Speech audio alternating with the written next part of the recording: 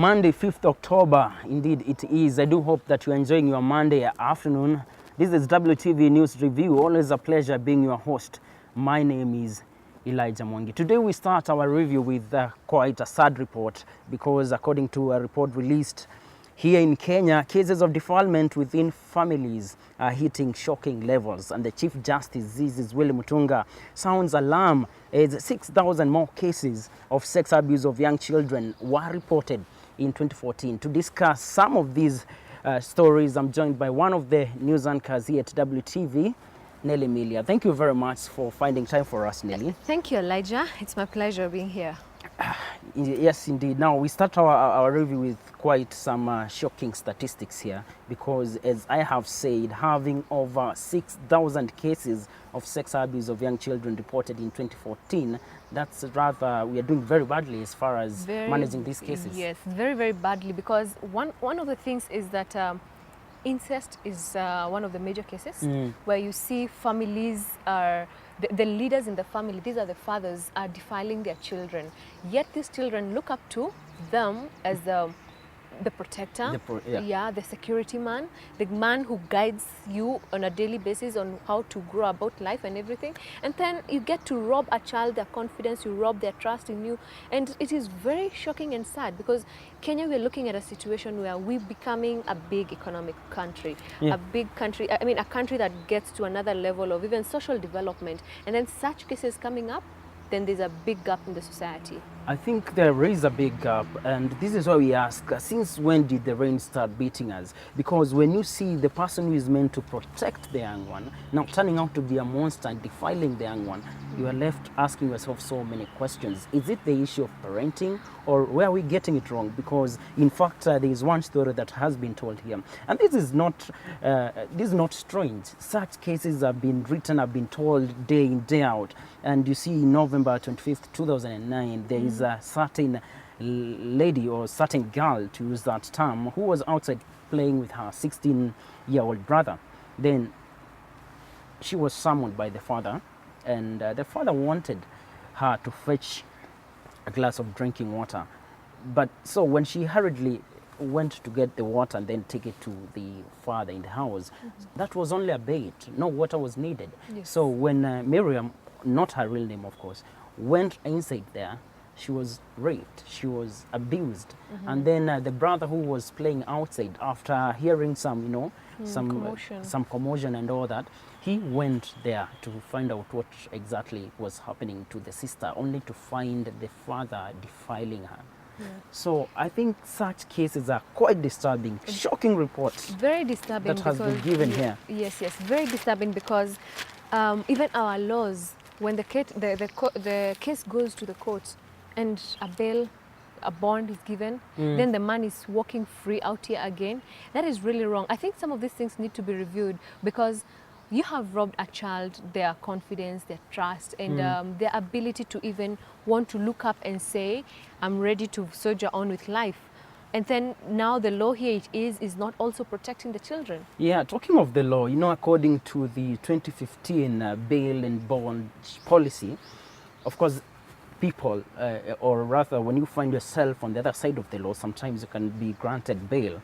But in these defilement cases, it's proving to be such a tricky balance to really observe that clause, because what happens is that once someone is released, sometimes he interferes with the investigations. There are a lot of cases that are coming up of people trying to do out-of-court agreement, which is really quite unfortunate, especially in the northern part of Kenya. So I think it's the high time we have a system, a law that is so binding to protect everyone. It's true. Not just a few, because it turns out now to be, what we say, that the poor man's justice, the rich man's justice is a poor man's dream. Yes, I think the Sexual Offence Act 2006 needs to be reviewed, because when you look at out-of-court cases being solved of defilement, who exactly is doing the out-of-court?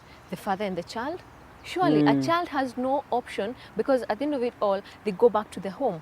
That the act is happening. So, and when the media glare goes away, business as usual. Business as so usual. I think even the way things are being tackled should be a bit different, where even a child is moved away from that home, and you get to see that a parent is not fit to take care of that child, and he or she is taken away to be able to just go for rehab or something, you know, just those processes that are going to bring you back to sanity. Because some of these cases, a person could even be has mental matters, mental issues. Yes. And you're also taking them back into the same home.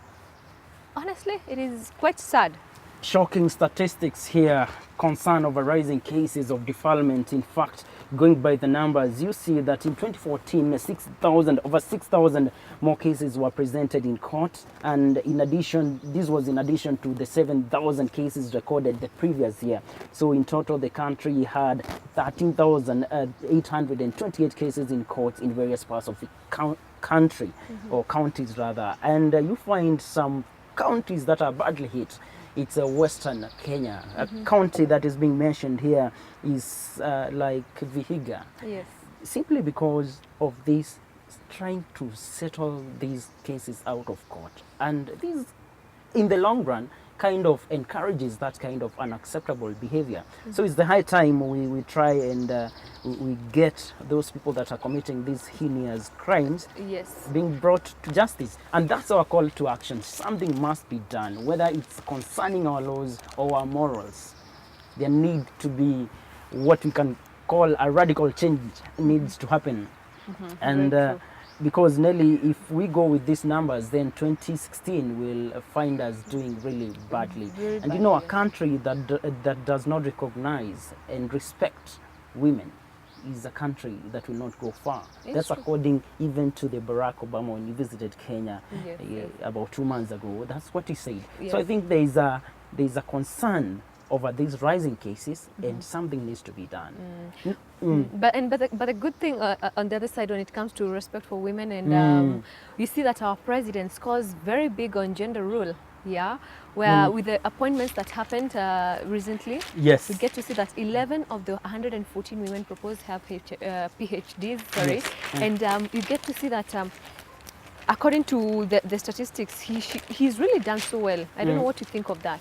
I think one, you see, just like what I was about to say before we moved now to the other side of it, because it's also good to look on the other side, not just to concentrate on the negative side. And that's why we have this WTV News review, looking at the two sides of it, not just measuring on the bad, the crazy stories, but rather we look on the other side and give you the positive side of it. And you can always tell us what you think about that. Our SMS line is 20058. On Twitter, you'll find us at WTVKE, and on Facebook is WTV Kenya. Let's keep the conversation alive. We are talking about the gender role now. Uhuru is scoring very highly, so to speak. Yes, About the appointments, I think it's a high time we start looking at things from with the professionalism, Yes. or with a professional eye, if I may say like that. Because I think we should move from this school of thought whereby when one is picked, the first thing you look at is which tribe does that person come from. Is that person a man or a woman? Yes, there needs to be a balance, but I think the first thing that should really count in this kind of appointment, my honest opinion, is professionalism. Yes, Then and we they can go, qualified for it. then we can do backwards, because I see some mixed reactions from what you've just said concerning the parastatal appointments. We've seen some media personalities being even given a chance to be in the Kenya Institute of Mass Communication Board. Actually, it's very good. In fact, I'm quite impressed to see that some media personalities are getting these appointments, because looking back, most of them have, the media industry has always been on this other side, like being the watchdog and watching what the government is doing and trying to see where, you know, to pick out the loopholes and also appraise a few things here and there. But now the government also wants to work with the experts in the industry. And I see the appointment of Julie Gishuru, Caroline Mtoko. Yeah, we've had some appointments that took place.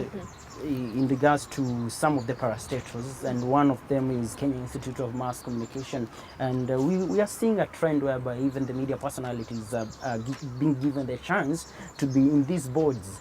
And you see, where they are coming from really matters. Because when you see someone like Caroline Mutuku being in that board, mass communication, Julie Gishuru, these are media personalities that we respect. Then we have even Farida Karonei is also And there. actually So I think it's a good thing. It tells a lot about your career in media, that it doesn't stop at where you are. Being a radio host or an anchor, for the many years that you've been, it doesn't stop there. It doesn't stop there.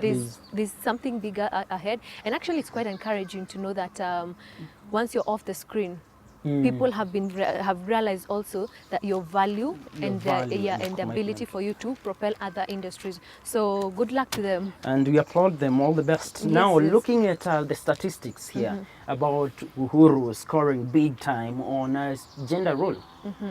Yeah, here it says he did a total number of 345 appointments, and among them quite good backgrounds. You see, the county statistics shows that 26% is Nairobi people and 1% Nyamira. Though, as usual, there's that also point where he gets to be grilled that he's favored a few regions. Yeah. But when you look at it, I don't think there's much of favorism in the regions, because you see, like Gishu gets 15% and Meru gets 16%. So, and the biggest difference, I think, also when it comes to regions, there's those regions that are bigger and those regions that are smaller.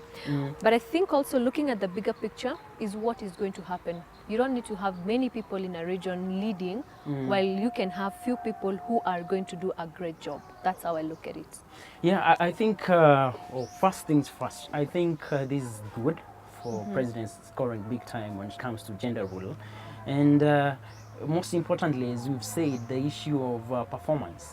Because at the end of the day, whether one is, and this is what I would really like to link with what's happening with Anwi Guru, the besieged CS4 devolution.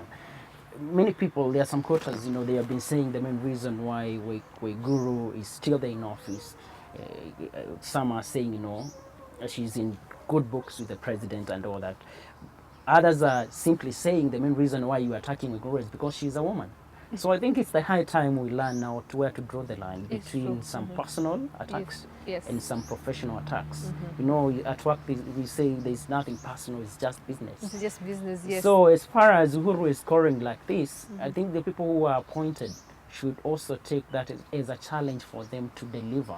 Yeah, of course, this is WTV News Review. We are talking about the gender role, Uhuru scoring high when it comes to observing that, and also some of the appointments that have been made in some of the parastatals in this country.